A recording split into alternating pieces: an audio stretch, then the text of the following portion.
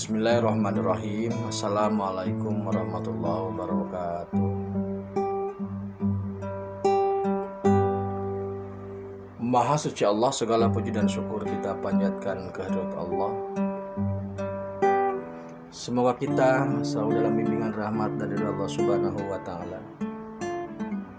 Subhanallah walhamdulillah astagfirullah wa Allahu akbar.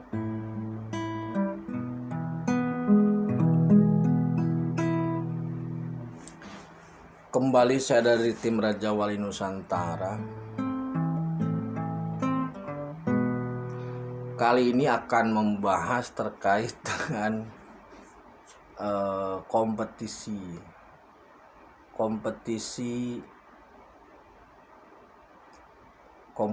lah ya.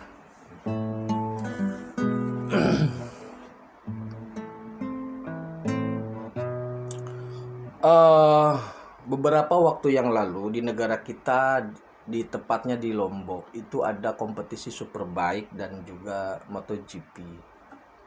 Jadi kita akan melihat MotoGP aja lah, atau Superbike, prinsipnya sama aja.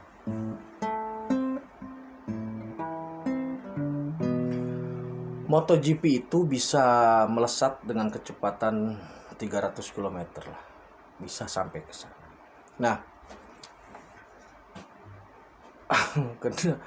kenapa jadi bahas MotoGP ya? Padahal Raja Wali lebih bahas MotoGP. Terserah dah.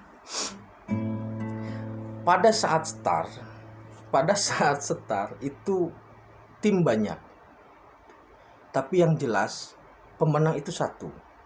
Pemenang itu tetap satu. Nah, kalau kemudian ada pertanyaan, kenapa harus ada kompetitor? Jawabannya biar rame gitu. Sehingga kalau dalam MotoGP itu ada tim pabrikan, ada tim satelit. Ketika start, semua memiliki semangat dan keyakinan yang penuh bahwa kompetisi itu atau race itu akan dimenangkan oleh dirinya. Itu sah.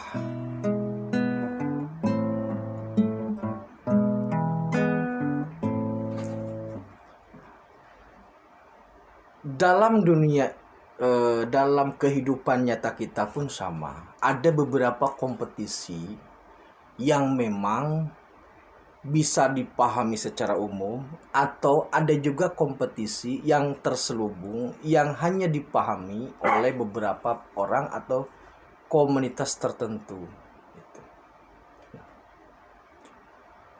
Dalam video saya terkait dengan Satrio Piningit,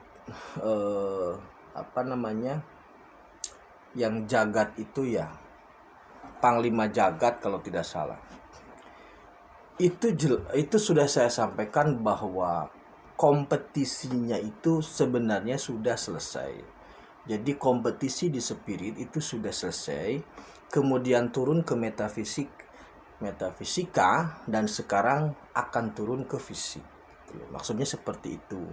Nah, pada saat kompetisi dimulai, itu memang kompetitor banyak. Semua gaspol dengan keyakinan, dengan data, dengan semua kelengkapan yang ada pada dirinya. Akhirnya dalam perjalanannya itu di tikungan pertama lah udah ada yang jatuh, 2, 3 crash, kemudian tikungan kedua ada juga yang crash.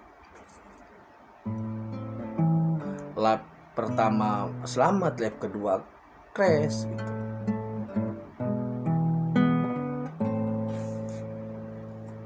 Nah, kompetisi di speed sudah selesai, kemudian di metafisik sudah selesai, dan di fisik sedang berjalan.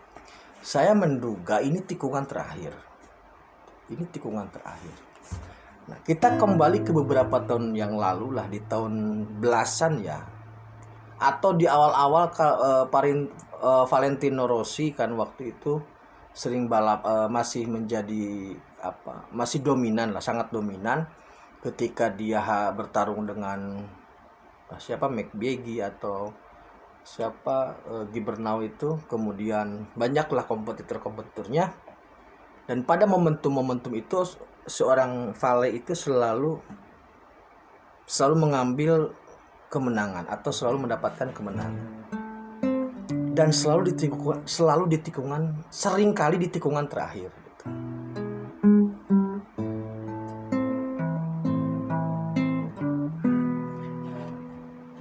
Saya menduga situasi ini adalah tikungan terakhir. Kenapa demikian? Dalam video saya terkait dengan kereta maglev, saya melihat atau mendengar adanya grid reset itu, maka ini adalah tikungan terakhir. Karena kompetisi di fisik ini memang belum tuntas, ya belum pengakuan lah. Di spirit sudah jelas, di metafisik sudah ada pengakuan, tinggal di fisik. Kompetisi ini masih berlangsung di fisik, karena ada yang sudah saling mengetahui, ada yang memang belum tahu, ada yang sudah tahu tapi belum mengakui. Nah, tikungan terakhir ini yang akan menentukan siapa yang akan muncul sebagai pemenang, dan malaikat pun tahu siapa yang jadi juaranya. Sebenarnya begitu.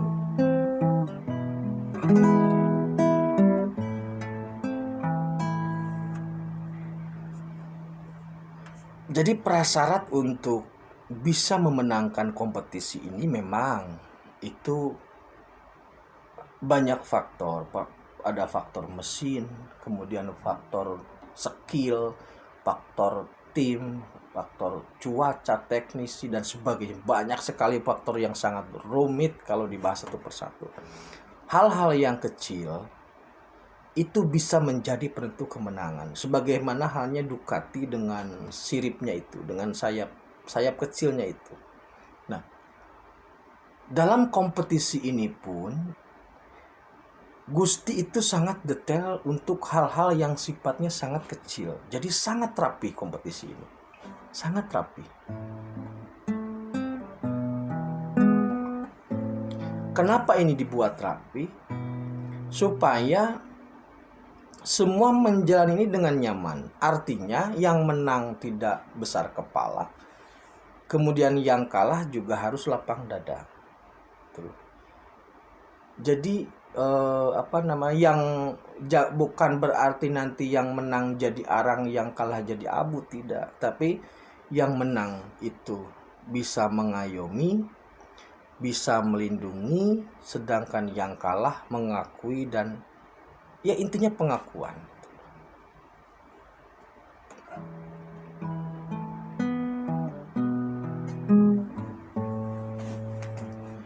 Selebrasi pengakuan memang nanti ada podiumnya. Tetapi sebelum podium itu muncul, atau sebelum muncul di podium, bendera yang dikibarkan itu sudah menjadi penanda, sudah menjadi penentu siapa pemenangnya. Karena kemenangan pembalap itu bisa dilihat ketika siapa yang menyentuh garis finish duluan. Nah, dalam kompetisi ini pun ada satu titik yang harus ditembus. Siapapun yang bisa menembus titik itu, maka itulah pemenangnya. Itu aslinya begitu.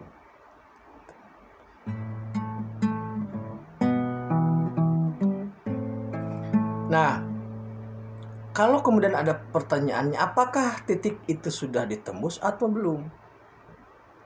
Itu nanti waktu yang menjawab.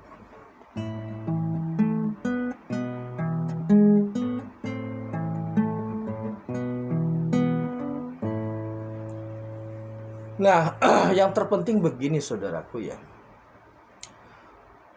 Banyak dari kita yang belum atau entah belum menyadari, entah menyadari tapi tidak peduli tentang situasi kita saat ini.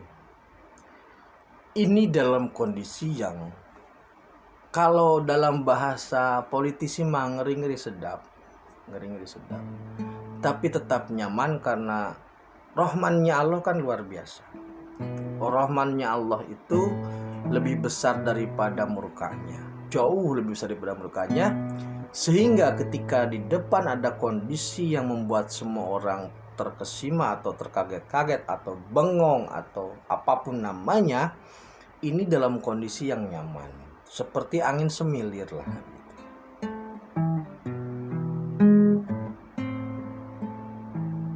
Nah, di tikungan terakhir ini, atau mungkin di bendera yang sudah dikebutkan ya, kalau saya sih meyakini sudah melewati tikungan terakhir, sudah melewati bendera itu.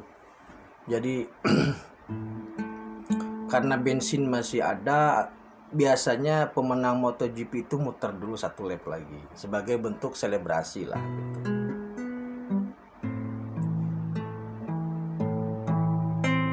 Nah, kemenangan pada saat kompetisi itu memang dimenangkan oleh satu orang, tetapi hakikatnya adalah kemenangan untuk bersama. Kemenangan seorang Valentino Rossi umpamanya itu bukan hanya kemenangan dia dan pendukungnya, tapi juga kebahagiaan untuk semuanya.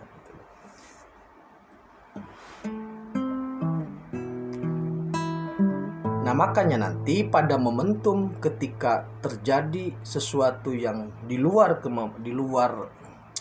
jangkauan pemikiran kita, siapapun itu yang bisa melewati bendera, menembus bendera yang pertama kali. Jadi kalau dalam motor kan biasanya ada bendera itu yang dikebut-kebutin itu. Siapapun yang bisa melewati itu untuk yang pertama, maka yang lain legowo.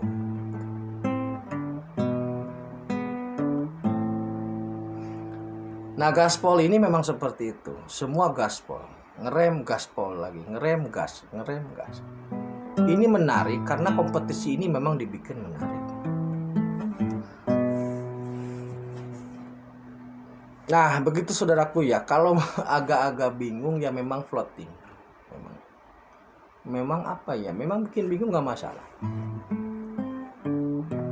Terima kasih, tetap tingkatkan iman dan amal soleh. Akhirul kalam, assalamualaikum warahmatullahi wabarakatuh.